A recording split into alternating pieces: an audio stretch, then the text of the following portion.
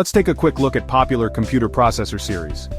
Intel's Core series dominates the market with four main types: i3 for budget, i5 for mainstream, i7 for high-end, and i9 for ultimate performance. AMD's Ryzen processors also follow a similar numbering system with Ryzen 3, 5, 7, and 9. Ryzen 5 and 7 are known for their great multitasking power. Apple's M-series processors are optimized for efficiency and speed, starting with the M1, followed by M2 and the newest M3 chip, taking their max to the next level. ARM processors are used in most smartphones, tablets, and even some laptops, known for their energy efficiency and compact design. Whether you're gaming, working, or just browsing, choosing the right processor will make all the difference. Intel, AMD, Apple, and ARM each have their strengths.